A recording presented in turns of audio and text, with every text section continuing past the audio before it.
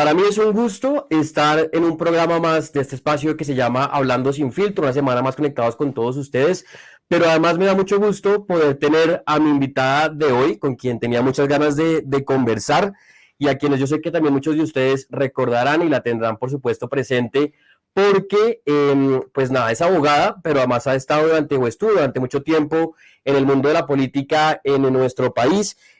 Fue representante a la Cámara, senadora de la República, candidata a la alcaldía de Bogotá en el año 2011, directora del SENA y su último cargo, digamos, público fue ministra de Educación del gobierno del expresidente Juan Manuel Santos.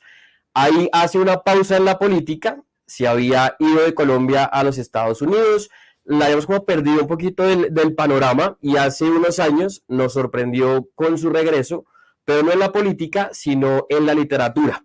Está ya, digamos, estrenando o promocionando su segundo libro, de los cuales, por supuesto, pues ya vamos a hablar más adelante. Pero, pues nada, quiero saludar en este programa de hoy a mi invitada, que es Gina Parodi. Gina, bienvenida. Hola Santiago, buenas y qué delicia que me hayas invitado a Hablando sin filtro, para hablar sin filtro. Para hablar sin filtro, claro que sí, como te lo decía antes, pues también muchas gracias por hacer parte de este programa, por estar aquí, por sacar también un tiempo de tu agenda para conversar y pues muchas gracias por regalarnos pues estos minutos para conversar en este programa. Muchísimas gracias a ti. Bueno, vamos a arrancar porque hay de todo para hablar hoy en este programa. Como lo decía en la introducción, digamos que después de toda esta carrera política que tuviste, digamos, hiciste como una pausa, que yo en un momento alcancé a pensar que era de pronto una pausa con puntos suspensivos, pero como tú también lo has dicho en varias ocasiones, fue como un punto final el tema de la política, ¿no es cierto? Así es, sí, el capítulo de la política para mí está completamente cerrado. Completamente cerrado. ¿Por qué esa decisión, Gina, después de, digamos, este recorrido de ocupar de diferentes cargos, de estar como metida en diferentes ámbitos, por qué tomar esa decisión de pronto de hacer una pausa, o una pausa no, un punto final, digamos, a esta carrera en la política?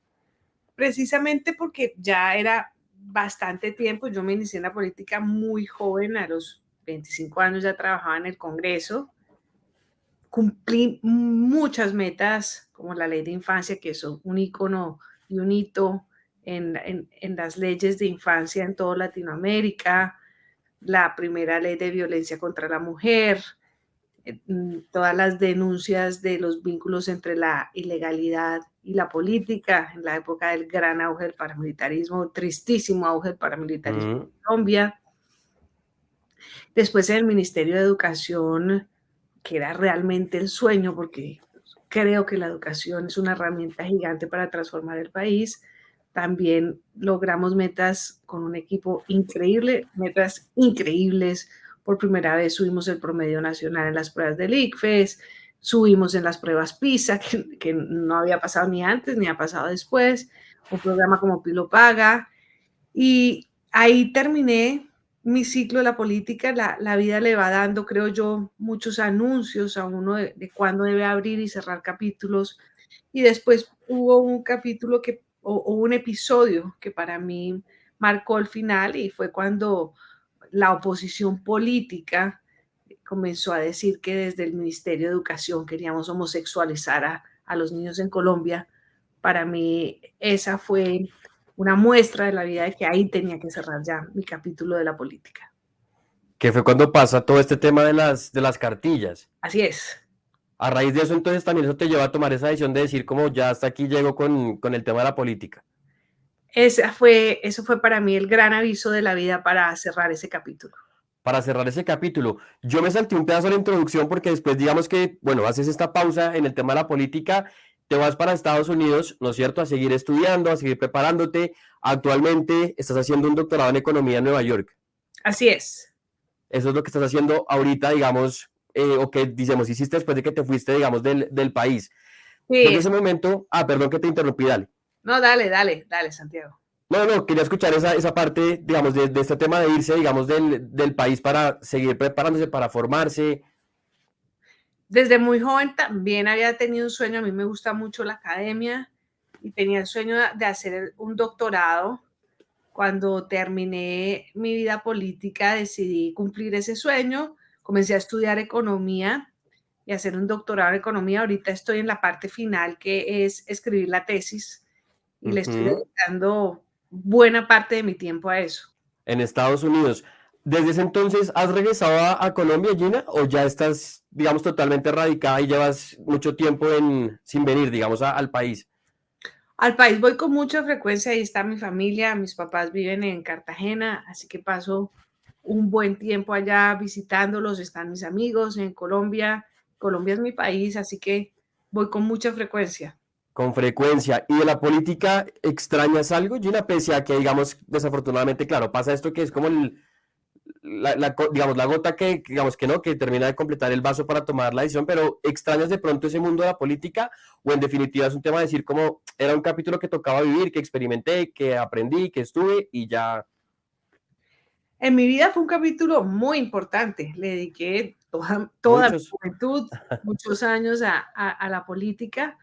Hoy hago un ejercicio distinto que me lo permite la distancia y el tiempo, y es poder hacer una reflexión ya no sobre la coyuntura política, sino sobre los patrones de ciertas conductas en Colombia y examinarlas desde un punto de vista más académico. Por ejemplo, la tesis se trata de eso. ¿Qué hilo hay entre la violencia de 1950? ¿Qué hilo económico hay entre la violencia de los 50 y la violencia de 2002, por ejemplo?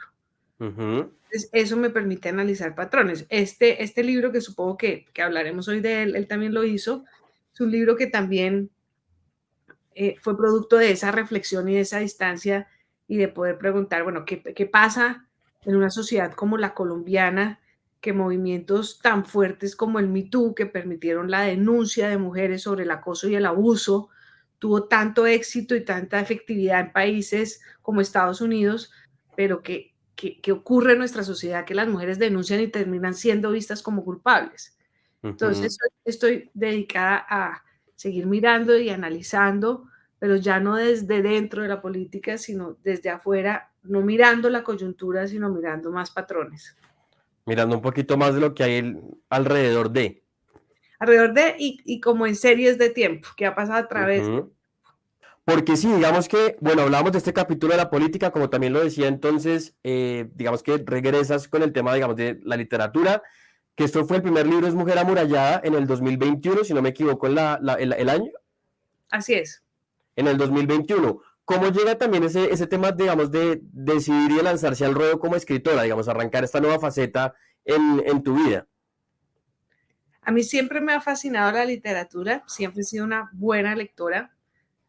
Tuve una gran profesora de literatura en el colegio, en décimo y undécimo de literatura universal, y eso me dejó a mí muy enganchada con la literatura, pero después me dediqué a la política, seguí estudiando temas que me permitieran mejorar en cuanto a políticas, hacer las políticas públicas, pero nunca dejé de leer. Cuando me fui a estudiar el doctorado en economía, que eran números, regresiones, tomaba clases paralelas de literatura, de escritura, de poesía, de escritura de ficción, y cuando menos pensé ya tenía un portafolio escrito y pensé, ¿por qué no publicar algo de todo esto que he escrito?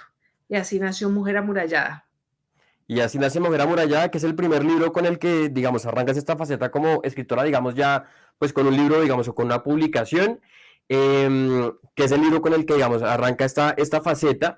Y leía también yo por ahí en algún lado, Gina, que tú estabas, mejor dicho, que estabas era escribiendo otro libro cuando surge la idea de hacer Mujer Amurallada. Sí, mi primera idea fue escribir un libro de historias cortas. Ujú. Quería llamarlo 10 maneras de salir del closet, y eran 10 historias de cómo un hombre o como una mujer cuenta o asume que es homosexual. Y de una de esas historias nació Mujer Amurallada. Libro que además, pues bueno, igual ambos los pueden encontrar en librerías, lo pueden encontrar y tienen nada más que, digamos que ojalá se los puedan leer, porque son novelas, no son libros, digamos, tratan temas, digamos, de la cotidianidad, ¿no es cierto?, del mundo en el que nos encontramos, pero ambas son novelas. Ambas son novelas, ambas son ficción, y ambas, como dices tú, las pueden encontrar en cualquier librería del país. En cualquier librería, porque el libro más reciente, digamos, esta Mujer Amurallada es el primer libro, el más reciente es este libro que es Él también lo hizo, que no sé si por ahí, creo que sí, ahí se alcanza a ver, que es un libro también que, como lo decíamos, como el anterior, pues es una novela, es ficción, pero que si bien es ficción, y ya quienes tengan la posibilidad, por supuesto, de leérselo, y sin hacer obviamente el spoiler del libro para que vayan y lo lean, pues como le decía, toca temáticas reales, pero además este, por ejemplo, que es el más reciente, y lo hablo también desde este lado como lector, digamos, que también ya tuve la posibilidad, digamos, de leerme el libro, eh, te permite, digamos, pese a que es novela, tocar los temas, por supuesto, reales, pero además este libro y como está escrito y demás, te ayuda como, mejor dicho, la imaginación te lleva a ponerle cara a los personajes o lo trata como, o por las historias, lo asimilas con personajes de la vida real, digamos, de la política del país también. Pues primero, Santi, gracias por leerlo. Para mí tuve que tomar muchas decisiones al escribir el libro. Uno es en qué esfera lo describo, este tema del abuso y el acoso. Ahí tomé la decisión de hacerlo en la esfera de la política porque es el mundo que mejor conocía. Y dentro de esa esfera de la política decidí hacerlo en la presidencia de la República por una razón que, pues yo creo que todas las personas que nos están oyendo coinciden en que el presidente de la República en Colombia es o la persona más poderosa o una de las más poderosas. Entonces, en temas de jerarquía, que tienen que ver el abuso y el acoso con la jerarquía, pues no habría ninguna duda. Sí, porque, pues bueno, como también lo decía y como también lo estás diciendo, pues es un libro precisamente que enmarca el tema, obviamente, del Me Too, del abuso del poder, de cómo a veces las altas esferas, digamos, no solamente en la política, en las empresas, en los diferentes cargos, arranca todo ese tema del abuso, ¿no? De poder, de sentir que tienen o que digamos que la gente tiene que acceder por otros métodos y por otros mecanismos para poder ascender o que pueden simplemente creerse superiores a los demás en una empresa, en este caso pues en la política es el presidente, pero sí, digamos que permite eso, ¿no? Ponerle, pues no sé, cuando uno lee y encuentra los personajes, pese a que es ficción, como te lo decía, uno cuando los lee la descripción o como los ve, te traslada rápidamente a ponerles una cara al personaje. Y es un libro, además, también metiéndome aquí desde este lado de espectador, que te engancha rápidamente, ¿no? Más allá de que, porque me han dicho que era súper fácil de leer, pero más allá de eso, cuando tú arrancas con la primera, digamos, con la primera página, digamos, del libro a leerlo, quieres como seguir conectado y saber más y saber más y saber más y te vas como metiendo en la onda súper rápido, lo cual creo que también es una habilidad tuya, digamos, a la hora de escribir, pues haber generado como o lograr esa conexión entre, pues tú como escritora y quienes estamos de este lado como lectores. Muchas gracias porque ese para mí es un gran piropo. Creo que para cualquier escritor decirle me enganché desde la primera página es un gran halago. Y bueno, y ahí te cuento un poquito del proceso de escritura y del proceso de creación. Ajá. Esta primera página la escribí cuando estaba ya casi listo el libro, precisamente porque sentí que le faltaba como ese gancho, ¿sí? Porque el libro iba a comenzar con una llamada telefónica, que es en realidad el primer capítulo. Y dije, no, me parece que antes de eso, Rosa, que es la La protagonista, protagonista. nos debe contextualizar de dónde está y por qué está, sin contar qué va a pasar. Y Ujú. ahí nace esa primera página que, que nos da una introducción, nos pone en un contexto de modo, de tiempo, de lugar, de qué va a pasar con nuestra protagonista, que es Rosa. Y que además tiene, es que no quiero ir a cometer, porque no quiero hacer spoiler, por supuesto, del libro para que la gente vaya y lo lea y lo compre. Pero otra, digamos, de las características que también me parece súper chévere que tiene el libro, Gina, es el trasladarte, como tú dices, en el tema del tiempo-espacio, ¿no? Porque estás en la, digamos, se centra, digamos, en los recuerdos del pasado, en esas vivencias que tuvo Rosa, la protagonista, de todo lo que gira alrededor, ¿no? De ella, del presidente, del entorno en el que estaban, pero te traslada nuevamente a su vida, digamos, actual, digamos, del libro, de la vida en la que ella está viviendo en ese momento, que está contando y que está recordando todo lo que vivió también. Sí, ese fue uno de los desafíos al escribir esos tiempos que tú mencionas. Los capítulos impares del libro son narrados por Rosa. Rosa es la que lo cuenta Uh -huh. viviendo en Nueva York, hace reflexiones sobre el pasado, pero en general es una narración en el presente de lo que le está ocurriendo a ella en ese momento.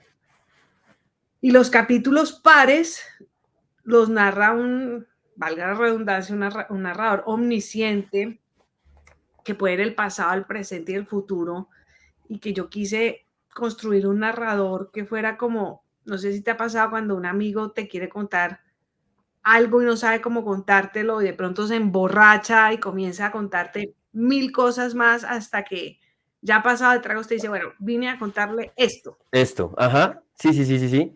Yo quería un narrador así, porque el narrador es el que cuenta uno de los hechos principales de esta historia, pero para poder llegar allá, pues hace una descripción de Javier, que es el presidente, de la política, de cosas que él ve para poder llegar al punto del abuso. Y entonces necesité todo el tiempo, y él habla en pasado, entonces necesitaba todo el tiempo poder contrastar estas dos voces para que no fueran a contar lo mismo y que al final se pudieran unir en un solo relato. Ese fue uno de los grandes desafíos de este texto. Del texto. Cuando terminas de escribirlo, de pronto, tanto de pronto ese también como el primero que es Mujer Amurallada, ¿te sorprendiste de pronto, Gina? De decir como, no sé, wow, lo que escribí o lo que hice o fui capaz de hacer estas dos novelas. ¿Se asombra uno de pronto de pensar tal vez que era un talento que uno, si bien le gusta, o sea, o te gustaba y de pronto hayas escrito algo, de ver ya como estos dos resultados ya cuando uno los ve publicados? Santi, yo desde que comencé a escribir no he parado. Creo que una vez alguien descubre que le gusta escribir, es difícil de parar. Todos los días escribo algo corto, largo. En general trato de dedicarle un tiempo amplio a la escritura. Bueno, y ahora estoy haciendo la tesis, así que le dedico casi todo el día a escribir. Más tiempo. Sí, más tiempo. Y pienso que ningún texto es terminado. Si me sentara hoy contigo a revisarlo, seguramente le cambiaría palabras, corregiría términos, cambiaría párrafos, porque escribir realmente es reescribir. Y por eso creo que aunque hay que ponerle un punto final cuando uno está haciendo una novela, es difícil decir, ya no la voy a mirar más. Sí, porque, pues, y supongo que esta historia, pues, porque lo que digo, además de ser entretenida y además de que se te sitúan cosas que pasan, desafortunadamente, ¿no? Pues, pese a que esto es ficción, digamos, el libro, pero es un tema que pasa, que hemos visto además casos, que diariamente también conocemos este tipo de abusos, digamos, de poder en diferentes entornos, también en el país y en el mundo. Eh, el hecho de, digamos, redactar y demás, porque acá hay, digamos, dos puntos. El tema es por qué hacerlo, digamos, modo ficción de pronto. O sea, por qué irse por el lado, digamos, también de la novela a la hora de escribir. Y no hacer de pronto un libro, no sé, como una crónica o algo, situación puntual. Primero, por algo que hablamos ahorita, y es que no me dedico a ver la coyuntura actual, ¿sí? O sea, como, ay, Ujú. ¿por qué están denunciando esto? Sino a preguntas mucho más amplias, que es por qué en nuestra sociedad no surge un impacto cuando las mujeres denuncian. Su denuncia no es tan efectiva como en otras sociedades. Apenas siento que comienza a ser efectiva, por ejemplo, con la sentencia de la Corte Suprema de Justicia, que pues por fin una persona de la electrificadora de Santander termina siendo responsable de sus actos de acoso de acoso y de abuso. Entonces no me dedico a la coyuntura, sino me dedico más bien a ver patrones, y me parece que la ficción y la literatura en general es una herramienta poderosísima para dar voz y respuesta a todas esas preguntas que nos hacemos, más allá de la crónica, más allá del ensayo, más allá del periodismo o de la política.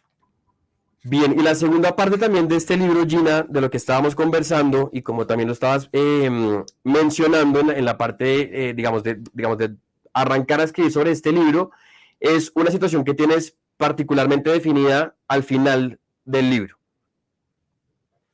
Sí, al final del libro hago un agradecimiento, si me permites leer un poquito, a mi amiga Ujú. Adriana.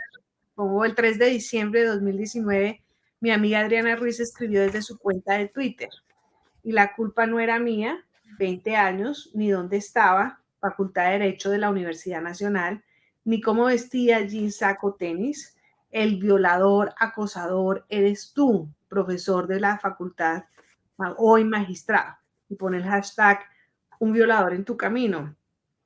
Y mi amiga hizo esta denuncia y en realidad los medios que la tomaron no les importó quién era el magistrado, quién era el abusador, acosador que Adriana denunciaba, sino cómo era Adriana, si era rubia, si era pelinegra. Eso me generó mucha impotencia, mucho asombro. Y esa impotencia fue en realidad lo que me dio la fuerza para comenzar a escribir este texto y a preguntarme qué nos está pasando en Colombia, que una mujer denuncia, y Adriana no es una voz suelta, muchas voces denuncian hombres que las han acosado, han abusado en su trabajo, en el hogar, en un equipo, en un colegio, en la universidad, y resulta que terminan siendo vistas ellas como las responsables o culpables. Que es lo triste, además, ¿no? Como lo mencionas en todo, la mayoría también de casos, y está también, digamos, en lo que relatas, ¿no? De la culpa no era mía, ni dónde estaba, ni cómo vestía, que son siempre los puntos que cuando algo sucede, ¿no? Cuando hay un abuso, cuando hay una situación de violencia contra la mujer, la primera respuesta, digamos, muchas veces tristemente es, ¿para qué se fue? ¿Quién la manda? ¿Para qué se puso, no sé, la falda, el vestido? ¿Para qué provoca? Como si eso fuera, ¿no? Pues digamos que tienen la libertad de ponerse y hacer lo que quieran y no por eso implica que la gente se pueda sobrepasar y pueda hacer algo con las mujeres, digamos. Hace varios años ya, cuando tramitamos la ley de violencia contra la mujer en el Congreso, que no fue nada fácil pasarla, lo que nos decían muchas de las organizaciones de mujeres que llevan años trabajando el tema era, mire, cuando una mujer es abusada y llega a donde las autoridades, lo que encuentra no es protección, sino que la primera pregunta que le hacen es, ¿y usted qué dijo? ¿Y usted cómo iba vestida? ¿Y usted a qué horas andaba por ahí? Y es todo eso lo que hace parte de una sociedad machista y patriarcal, que hace que el silencio se vuelva el gran cómplice de los abusadores, porque la mujer se siente más protegida callando que denunciando. Y porque luego además cuando hablan, porque muchas veces, claro, el silencio y cada cual es porque además son tiempos y supongo que tú que conoces o que has visto también este tema o pues digamos a quien conozca digamos este tipo de casos, pues muchas veces las personas hablan después de mucho tiempo, ¿no? No lo hablan inmediatamente al abuso, digamos, sino que esperan un tiempo determinado porque es el proceso que cada cual vive y también cuando denuncian entonces, pero ¿por qué habla hasta ahora? ¿Por qué se esperó tanto tiempo y por qué no lo hizo en ese momento? Así es. Y creo que eso es completamente ausente de lo que le pasa a una mujer cuando es abusada o es acosada, que es que le acaban de pisotear su dignidad humana. Y salir de esa humillación requiere mucho tiempo y mucho trabajo. Así es, porque este libro pues lo toca, o digamos, habla del tema del Me Too, del abuso de poder desde la política, ¿no? Pero como también lo hemos mencionado, pues sucede en las empresas, en las familias, ¿no? En todo tipo de ámbitos y entornos. Pero tú, Gina, que también estuviste en el tema de la política durante tanto tiempo, que conociste también ese mundo, se ve mucho en el tema, por ejemplo, de la política, ese tema del abuso, digamos, de poder, de porque yo tengo poder y yo tengo este cargo, entonces puedo ir pisoteando o, digamos, teniendo este tipo de actos con diferentes personas del entorno. La política no es un mundo exento a esa sociedad patriarcal y machista que trato de mostrar ahí. Ha habido denuncias reiteradas de lo que puede o de lo que ocurre en el Congreso y por fin siento que estamos como sociedad despertando y estableciendo que hay una línea muy gruesa que diferencia el abuso y el acoso del halago y el piropo. Es una línea que no se puede confundir. Que además, ya lo busco porque hay una parte que creo que está esa parte en el libro, la tenía por aquí anotada, simplemente que no quería dejar también pasar por aquí, digamos, de este tema del abuso y demás, que lo menciona también el libro y que está escrito en el libro, y vuelvo, insisto, sin necesidad y sin querer hacer spoiler, pero tocas también el tema de la literatura, ¿no? Y de cómo los autores también, a través de sus historias y de sus novelas, también por ahí van llevando el tema, ¿no? Del papel de la mujer en la sociedad, de cómo tienen que ser y actuar, ¿no? Y hay como un cuestionamiento, y de hecho no más una palabra o una frase que también la tengo aquí anotadita, y es, han promovido una cultura falocéntrica, que también me da mucho la atención dentro del libro, en uno de los capítulos. Sí, pues hay una responsabilidad del artista, pienso yo, del escritor en este caso, y bueno, y nos viene la pregunta, ¿tenemos derecho a juzgar textos del pasado con las herramientas y con el contexto cultural y sociológico de hoy? Esa es como la pregunta que, al que lleva ese tipo de frases como la que tú acabas de mencionar. Y yo creo que sí, que no solo podemos juzgar, sino que debemos juzgar, porque eso es lo que nos permite establecer una diferencia entre lo que está bien y lo que está mal en una sociedad. Y frente al tema también, Gina, de este tema, obviamente del Me Too, del abuso, pues yo creo que también de lo que has mencionado, sino que tampoco lo quería dejar pasar por alto, en ese tipo de denuncias, en el tema de las víctimas también, aparte de los cuestionamientos, de señalarlas, ¿no? De juzgarlas de pronto por, precisamente, insistimos ahí en el tema de cómo estaban vestidas, qué hacían, dónde estaban y demás, también o sea, mejor dicho, los cuestionamientos hacia ellas son muchos y muchas veces también el papel de la víctima, no sé si es desacreditación, pero digamos que tampoco es, ¿no? Como que no le dan credibilidad muchas veces también a estos casos y a estas denuncias de las mujeres cuando sufren algún tipo de acoso. Por supuesto, lo que estás mencionando es supremamente importante porque creo que ahí, si eso se transforma, es cuando comenzaremos a ver que la sociedad se transforma.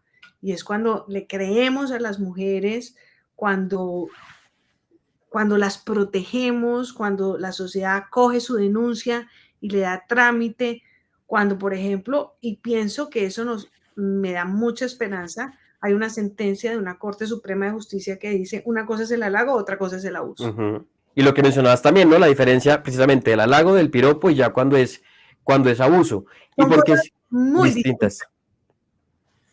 Que muchas veces se tienden como a mezclar, ¿no? Pero sí son totalmente distintas. ¿Cómo Muy, las podrías diferenciar tú, digamos? no, es que no tiene ningún parecido. Una cosa es que a ti te digan cómo está de linda y otra cosa es que te pongan en un rincón y sepas tú que el ascenso tuyo tienes que aguantarte de tu jefe que te diga cómo estás de linda, de tu jefe cómo estás de linda y que tú sepas exactamente que lo está haciendo y que si no le respondes de una cierta manera no vas a obtener el ascenso. Son cosas muy distintas. Que es además lo lamentable en muchos casos, ¿no? Desafortunadamente que por ese poder que la gente cree tener sobre los demás, por un cargo, por una posición, por un nombramiento, pues cree que entonces puede recurrir a estos mecanismos para promover ascensos, para tener cercanía con quienes trabajan y con sus equipos. Así es. Y en una sociedad patriarcal y machista como la nuestra, o falocéntrica, como está Uh en el libro, pues eso ocurre en el hogar. ¿Cuántas casas no son un sitio de tortura para la mujer? -huh. Universidades, colegios, están denunciando niñas de colegios el abuso y el acoso de profesores. Que son cada vez más casos como lo mencionas y que desafortunadamente es que creo que todo lleva a lo mismo. Siempre cuando hay la denuncia, ¿no? De cualquier, o digamos, de la persona que sea, siempre el primer paso es sembrar la duda. Y por ahí creo que arranca también una dificultad a la hora de estos procesos, porque siempre va a estar la duda como el señalar, apuntar, la crítica, pero nunca pasamos de cuando hay una denuncia el primer paso en actuar y creerle a la víctima precisamente. Protegerla. Lo primero que hay que hacer con una víctima es protegerla y no revictimizarla. Ni revictimizar, y exacto, y no ponerles en duda la denuncia, que eso es lo más triste, porque siempre uno conoce una cantidad de casos, incluso en los entornos de uno también uno escucha casos, y ha escuchado gente que conoce casos, digamos, de personas que les pasa. El primer comentario con el que te lo cuentan es precisamente eso, ¿no? Como quién sabe qué hizo, pero para qué entonces lo provoca, ¿no? Desafortunadamente eso tristemente pues pasa y sigue pasando todavía. Y ahí es donde tenemos que comenzar a cambiar. Por eso, esto no es una cuestión solamente de la esfera política del presidente, sino esa es una manera de representar el abuso y el acoso. que tiene que arrancar además, digamos, no esperar a que seamos, pues, digamos, más grandes. Desde chiquitos tenemos que tener este tema, ¿no? El respeto, del no sobrepasar, de entender que eso está mal y que si conocemos también casos, pues es creerle, por supuesto, a la víctima y poder darle ese apoyo, ¿no? A las personas que han sido víctimas. Para quienes de pronto ven este programa o lo están escuchando en este momento, Gina, y para también los jóvenes que ven este programa, ¿cuál podría ser como ese mensaje que tú les darías también a ellos para de pronto cómo actuar o cómo afrontar este tipo de situaciones? Nadia Celis es una escritora colombiana, acaba de sacar un libro muy bueno que tiene una crítica desde la literatura a la sociedad patriarcal, y al final de su libro dice que cuenta su propia experiencia y dice que lo que más le gusta de tener hijos, o una de sus misiones como madre, es poderle enseñar a sus hijos desde muy pequeños el respeto a la mujer. Y eso es lo que creo que tenemos que comenzar a inculcarnos, a incrustarnos en nosotros, y es cómo hombres y mujeres somos iguales, cómo hay que tener un respeto por el ser humano, por su dignidad humana, cómo el reconocimiento del otro como igual es fundamental, y cómo el respeto implica que haya un comportamiento permanente de no violencia. Y la no violencia no solo es física, es sobre todo emocional. Sí, que es también lo que creemos, ¿no? Que violencia es solamente física, pero pues va mucho más allá, ¿no? Desde la crítica, desde, pues obviamente el tema del abuso, pero son muchas las formas psicológicas, ¿no? También de ejercer violencia contra alguien en la sociedad. Así es, hay mujeres que no tienen un morado, pero tienen muchas cicatrices por dentro. Yo quería rescatar rápidamente también, Gina, si me lo permites, un fragmento también del libro que también me pareció importante, no sé si lo pueda leer, es un pedacito cortico para también conversarlo y ponerlo sobre la mesa en esta conversación, que me pareció también me llamó también mucho la atención. ¿En qué página estás? En la 141, ¿Listo? que entonces cuando vienen, digamos, en esta parte del capítulo, eh, hablan de la dignidad, que también me pareció un punto clave que está tocado, digamos, dentro de este libro, que dice, cuando hay una carencia en la reciprocidad del reconocimiento de otro ser humano, como tal, no existe la dignidad, ¿no? Y entonces dice, eso es lo que ocurre en sociedades patriarcales, homofóbicas, racistas, que contienen una herida moral por la ausencia de dignidad. Lo que debería ocurrir es que cuando el otro sufre, yo sufro. Cuando el otro florece, yo florezco, porque no existe un yo sin un nosotros. No hay respuesta a quién soy, sino hay una respuesta a quiénes somos. Sí. ¿Te gustó? Me gustó, y la parte que sigue, que también la tenía aquí subrayada, es, si seguimos en el individualismo, no vamos a curar las heridas que nos separan. El sufrimiento innecesario es solo un signo de que algo está mal en nuestra sociedad, y yo veo muchas mujeres sufriendo por cuenta de una sociedad patriarcal. Sí. El que comenzó a hablar como de este tema de la dignidad humana y del reconocimiento del otro fue Hegel. Uh-huh. Y en el libro de la fenomenología hace mucho énfasis en este tema del reconocimiento del otro para poder reconocer la dignidad humana. Y yo creo, después de eso ha influenciado a muchísimos filósofos, pero de ahí nace, ¿no? Y bueno, eso es lo que dice Sebastián, que cumple un papel muy importante en este libro, y es un gran lector, entre otras, de Hegel. Así es, porque pues es que igual hay muchos, y pudiera yo también recapitular varios como fragmentos del libro, como te digo, y como también se los decía, es un libro digamos, que te engancha rápidamente, que te conecta, que te traslada y que te permite ponerle cara a los personajes, pero que además toca temáticas, y que cada frase o cada conversación que sostienen, digamos, dentro de este libro, te va dejando una cantidad de mensajes, ¿no? De reflexiones, de cuestionamientos también que tendríamos que hacernos nosotros mismos, por la temática, por el entorno, por todo lo que obviamente sucede. Y digamos que es eso, ¿no? Como el tema del tema del Me Too, y lo que hablamos también de cómo desafortunadamente este tipo de situaciones pues pasan diariamente, tal vez muchas no las conocemos o no las tenemos como tan presentes, pero pasan, digamos, ¿no? No es una cosa ni nueva, ni que pase una vez cada cierto tiempo, sino que es constante, desafortunadamente, y es también como ese papel, precisamente también de nosotros como sociedad, pues también empezar a tratar de que esto, pues cambie también un poquito, ¿no? De poder también poner nuestro grano de arena para que ese tipo de cosas, pues no se sigan también repitiendo o por lo menos disminuyan. Pues eso que acabas de leer para mí es fundamental cuando todos en una sociedad reconocemos al otro como un ser humano igual a mí. Creo que en el momento en que como sociedad nos reconozcamos todos como iguales, lo que hacemos es una alabanza a la dignidad humana y todo comienza a transformarse positivamente. Así es, ya encontré el tema cuando hablabas del tema del piropo, que también lo tenía por aquí, ya lo encontré, que está mucho más adelante. El tema de tener, que dice rápidamente, también lo leo, y es, hay que tener mucho cuidado porque esto del Me Too y sus satélites, como el violador eres tú, me parece que confunde el galanteo tradicional con el acoso, el piropo con el comentario retorcido y la caricia fraternal con el manoseo morboso.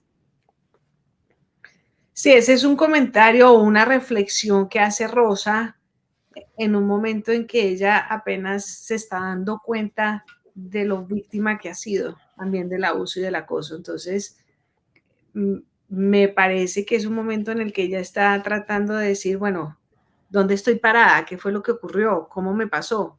Y hace ese tipo de reflexiones. Y yo quisiera también, Gina, antes de ir acabando con esta conversación, porque yo podría sacarle ramas y ramas a la entrevista y podría gastar varios minutos contigo conversando, no Yo quería dejar... de conversar contigo. A mí la verdad me gusta también mucho poder conversar con la gente, creo además porque siempre lo repito en cada uno de los programas, creo que cada personaje que uno tiene o con el que tiene una posibilidad de conversar, pues si bien hay mucho para conocer, digamos, de su historia o de lo que está haciendo o en fin, siempre también tenemos mucho que aprender de cada persona que pasa por este espacio, digamos. Y creo que eso también se da y yo me podría quedar contigo conversando y aprendiendo una cantidad de cosas, anotando también mucho de lo que has dicho. Y no quisiera dejar pasar por alto, porque bueno, este es el segundo libro que tienes. Ese es un halago. Gracias por Porque, el halago. no, porque la verdad sí trato de tener ese tipo, digamos, de personajes en este programa, con el que uno pueda conversar, pero además de conversar, aprender y conocer de su historia, porque creo que eso pasa y creo que es chévere cuando uno puede tener ese tipo de diálogos con las personas. Entonces, pues, insisto que por eso también quería tenerte en este programa en el día de hoy. Y solo que no quería dejar pasar por alto porque, bueno, este es tu segundo, digamos, la segunda novela, que es él también lo hizo, pero no quería dejar pasar la primera novela, que es Mujer Amurallada, que es la historia de Magdalena, ¿cierto? Es la protagonista de la historia, Magdalena Corso. Magdalena Corso, que es, ese tema es todo el tema del Me Too, del abuso, pero también la temática de Mujer Amurallada también es real, también es actual, ¿no? Todo ese tema de la lucha también de las mujeres. Y es un libro también que vale la pena que la gente lo lea, lo compre. Entonces, no sé si de pronto nos puedes hacer como un balance, digamos, de esta primera novela con la que estrenas, digamos, esta faceta tuya como escritora. Claro que sí, Santiago. Ese es un libro que trata sobre el tema de la discriminación, específicamente de la discriminación sexual, y es todo el viaje interno que realiza su protagonista Magdalena Corso de su propia libertad. Ella nace en una sociedad muy cerrada, muy conservadora como es la cartagenera. La primera parte del libro se llama El cuaderno amarillo y describe todo ese entorno caribe con todos sus colores, con todos los sabores, ¿sí? Con ese ritmo que le permite a un escritor dar el litoral caribe, pero al mismo tiempo nos muestra cuáles son esas costumbres y cuáles son esas murallas que hacen que es mucho más difícil que una mujer o un hombre pueda vivir abiertamente como es. Y la segunda parte, que se llama el cuaderno rojo, ya son las experiencias de vida de Magdalena y cómo poco a poco va encontrando su propia libertad y cómo a pesar de las normas y las normas sociales, ella decide ser lo mejor de sí y lo que realmente es. Que ahí además hay un tema importante y que lo traería también a colación y que también lo has dicho, que es también parte, ¿no? De que desafortunadamente por el mundo en el que nos encontramos, por la sociedad, pues siempre estamos expuestos y hay un temor siempre a estar expuestos a la crítica, al rechazo, ¿no? Al que dirán de pronto, digamos, de lo que seamos, de nuestros gustos, de nuestras pasiones, de nuestra carrera, siempre vamos a estar metidos en esa crítica, ¿no? Y eso también hace, pues, que muchas veces, pues, como que prefiramos de pronto no hablar, ¿no? No decir, o lo que sea, en cualquier ámbito y en cualquier aspecto, digamos, de nuestras vidas. En el caso, por ejemplo, también del libro, él también lo hizo, pues es también cuando uno tiene el tema del poder y de las jerarquías, y si uno va a saber que si uno va a denunciar a su acosador, ¿no? Pues lo van a uno cuestionar, a criticar, pues también nos guardamos, ¿no? Son otras, claro, paralelas, pero pues todas, digamos, que tienen el tema del temor a hablar y a expresarse. Sí, exactamente. Me halaga mucho nuevamente que hayas encontrado esa similitud y es, en los dos casos, falta un reconocimiento del otro como ser humano, marcando en el entorno de la dignidad humana. Y en ambos casos pareciera que una solución, y lo pongo entre comillas, es estar callado, pero no lo es. Porque como está bien, por ahí un hashtag también en el libro, si no estoy mal, no es hora de callar, ¿no? Sí, no es. Y hacerlo en ambos lados, ¿no? Desde el caso del abuso, pues si uno ha sido víctima o ha sido acosado, pues es hablar, ¿no?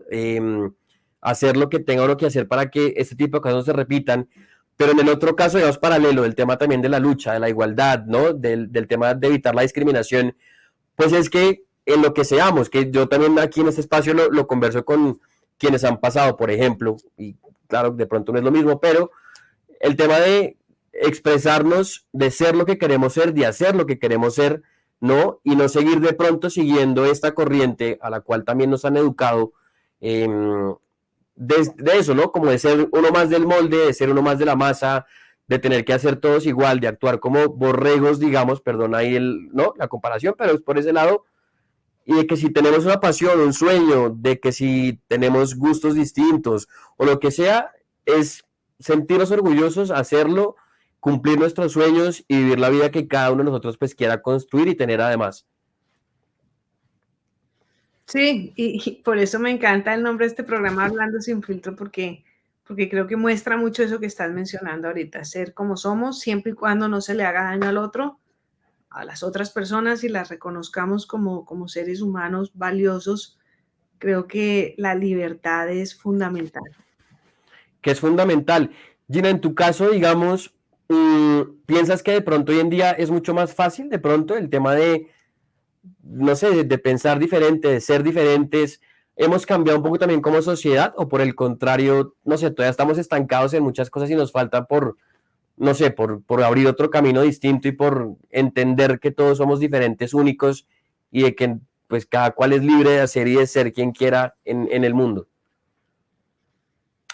Hemos avanzado a pasos muy lentos. Pienso que todavía hay mucha discriminación en varios temas, no Hmm. solo el que tiene que ver con la identidad sexual. No, con muchos. Somos una sociedad racista, todavía somos una sociedad clasista y nos falta mucho camino por recorrer. Ahora, ¿hemos avanzado? Sin duda, pero así como a veces siento que vamos 10 pasos adelante, a veces veo que vamos echando para atrás con mucha violencia además, porque la discriminación siempre lleva una violencia implícita. Que además vemos la violencia física, digamos, en las calles, en el entorno, en internet, digamos que en redes sociales, pues ni hablar de la violencia que se vive diariamente a cada minuto, además. Y muchas veces, o la gran generalidad de veces, cuando hay violencia, está escondida en el anonimato. Esa es la otra, ¿no? Porque mucha gente que critica, juzga y demás y opina ¿no? Y manda pues el comentario, siempre está detrás exacto, o es un bot, o detrás de un huevito, o sin foto, y pues así criticar y juzgar es facilísimo, poner la cara pues ya es distinto. En el fondo, eso para mí lo que quiere decir es que sabemos que actuar violentamente no está bien. En el fondo, a mí el anonimato me manda un mensaje y es que la persona que lo está haciendo al menos tiene una conciencia de el bien y el mal. Porque si pensara que está bien, pues pondría la cara. Exacto. Y este tipo, digamos, de temáticas, Gina, ¿no? Del tema del tema de la igualdad, del tema de los derechos, el tema, por supuesto, de esto del Me Too, y todo ese tipo de causas, digamos, no te hacen pensar de pronto en algún futuro, porque ahorita pues has dicho que es una pausa y un punto aparte, em, en de pronto retomar esa vida de pronto política o como activista de pronto para trabajar en el país por esos temas desde algún cargo o algo? No, regresar a la política no es una opción para No, mí, es una opción. es un capítulo cerrado y voy a seguir escribiendo, Santiago, y voy a seguir, espero, conversando contigo, hablando sin filtro. Porque lo has dicho, escribes constantemente, a cada minuto, supongo que claro, eso se convierte ya como en un ejercicio diario, ¿no? Y creo que uno queda ya en el tema de historia, supongo que también te llegarán ideas a la mente constantemente. ¿Estás preparando de pronto un tercer libro que venga en camino? Sí, estoy preparando un tercero y estoy sobre todo dedicada a terminar la tesis que tiene La que ver, tesis. creo que te decía, sobre tiene que ver con la violencia y que nos ha mantenido con esa violencia hasta hoy. Hasta hoy. ¿Qué otra temática te gustaría de pronto, Gina, tocar en un libro de pronto? ¿O sobre qué te gustaría también escribir, digamos? A mí me gusta escribir sobre preguntas que me hago sobre nuestra sociedad, no solo la colombiana, sino en general. Y mm, una temática que me llama la atención, bueno, siempre va a estar la violencia y la mujer como parte de la temática. Y ahora me interesa mucho explorar el tema de los secretos. De los secretos enfocados a, digamos, de que tenemos nosotros cada uno. Pues, también puede ser, pero no, ahí sí ya no va a contar más. Para que queden en stand-by, como en espera. Así es.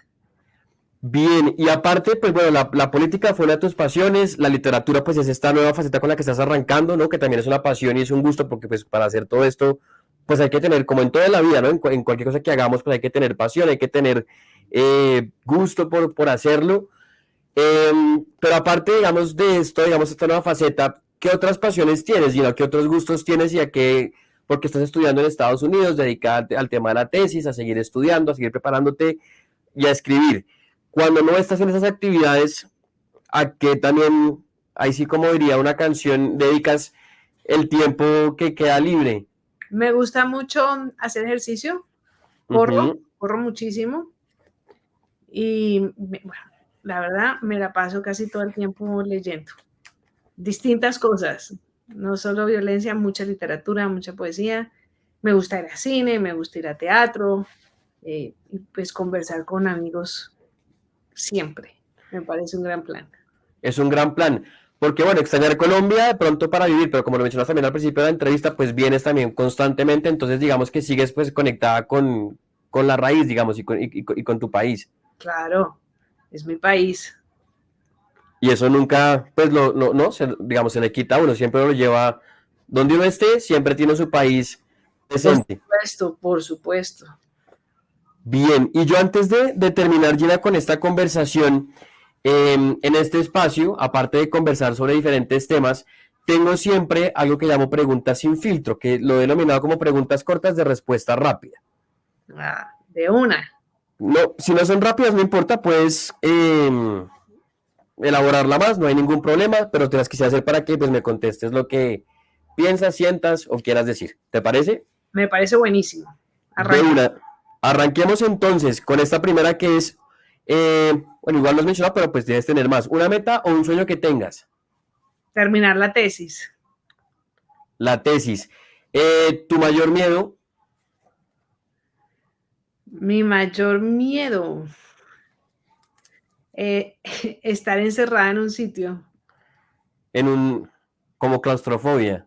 Sí, Ok. ¿Tu palabra favorita? esperanza, Lo que más aprecias en una persona. la honestidad, Algo que no soportes de pronto de las personas. la mentira, La mentira. ¿Cómo te gustaría ser recordada? como Gina, una mujer. Punto. Bien. Una frase de pronto que tengas, que hayas escuchado y que te guste mucho, digamos, o una frase que sea tuya y que también la tengas como muy presente. Mm, una frase que tenga presente, me coges completamente fuera de base. Ahorita me estaba acordando, era de una frase divertida de mi papá que te la voy a contar. Ajá. Que para cuando hablaba de, cuando se expresaba, mi papá es costeño, es caribe, entonces es dicharachero. Y tenía una frase cuando alguien era, robaba, decía, sacristán que no tiene cerería, ¿de dónde saca la cera si no es de la sacristía? Esa nunca la había escuchado, esa frase. Es una frase caribe. Para tú tenerla ahí, esa sería la frase. Una canción, Acróstico, la nueva de Shakira. divina, Gina, ¿la política para qué? para transformar el mundo, Para transformar. ¿Y la literatura? para expresar lo que la política no pudo transformar. Bien, y por último, de estas preguntas sin filtro, igual, porque igual estás radicada en Estados Unidos, un plato colombiano de pronto, que sea como tu favorito, que tengas siempre como en la memoria. El sancocho. El sancocho. Bien, pues esas eran las preguntas sin filtro, las preguntas cortas de respuesta rápida. Mm, entonces, pues bueno, hemos conversado un poquito de lo que ha sido, pues un poco, ¿no? De esta trayectoria tuya, pues que fue lo que fue la política, esta incursión en la literatura, de tus dos libros, que es Mujer Amurallada, digamos, la primera novela con la que te lanzas a esta nueva faceta, y el más reciente, que como lo decíamos, es este, que es él también lo hizo, ¿no? Una novela política, voy a leerlo aquí para que la gente lo tenga clarísimo, que en la discusión, que se enmarca en la discusión del Me Too, en la que nos muestra el envilecimiento que se vive en las esferas del poder en un mundo en el que las víctimas suelen ser vistas como culpables, temática que también hemos tocado durante esta conversación. Entonces yo, Gina, por último quisiera que invitaras a la gente que está conectada, que está viendo este programa, a que por favor vaya, lo compre, lea no solamente este, sino también el anterior si lo puede hacer, para que vaya y lo tenga y pues también se dé la posibilidad y el gusto de leer estas novelas que has, sí, ya, o que haya publicado.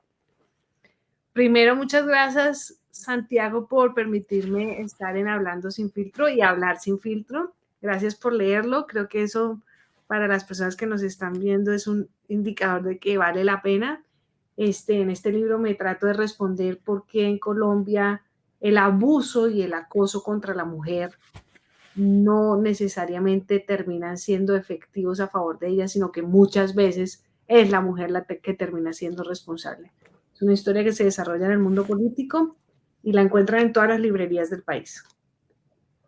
Para que por favor vayan, lo hagan, porque yo insisto y vuelvo y meto aquí mi opinión, pero la verdad es un libro, como lo decía, que te engancha desde el momento uno, que te hace conectarte y que quieres no parar, digamos, porque uno, ¿no? Como que quieres leer, saber qué pasa, en fin, es súper fácil, además, insisto, más allá de lo fácil de leer, es lo entretenido, lo bien escrito que está, que también, insisto, es una habilidad que uno tiene que tener a la hora de escribir, entonces si se pueden dar la posibilidad de leerlo, pues vayan, lo compran, lo leen, y estaremos, por supuesto, a la espera, Gina, pues del tercero, cuarto y todos los libros que vengan de aquí en adelante. Muchísimas gracias, Santiago. No, a ti muchas gracias nuevamente por tu tiempo, por venir a comenzar este programa, por contarnos un poquito de todo lo que andabas haciendo, por contarnos de este libro. Y ojalá pues Gina no sea la primera vez y la única, sino que haya muchas más posibilidades pues de que puedas hacer parte de este programa para venir a conversar y contarnos de todos tus proyectos. Por supuesto, aquí estaré siempre y de nuevo mil gracias. A ti, muchas gracias. No sé si quieras de pronto algún otro mensaje que quieras dar antes de acabar con esta conversación, algo que de pronto te haya quedado por fuera que quieras mencionar. Está buenísimo, muchas gracias. Perfecto, entonces pues Gina, nuevamente a ti muchas gracias y a quienes también pues vieron este programa pues muchas gracias también por verlo, ojalá lo puedan ver, compartir y vuelvo, insisto, para que vayan y compren los libros y el más reciente de Gina pues que es este, que es Él también lo hizo. Ustedes gracias y nos vemos la semana entrante en un programa más de este espacio que se llama Hablando Sin Filtro.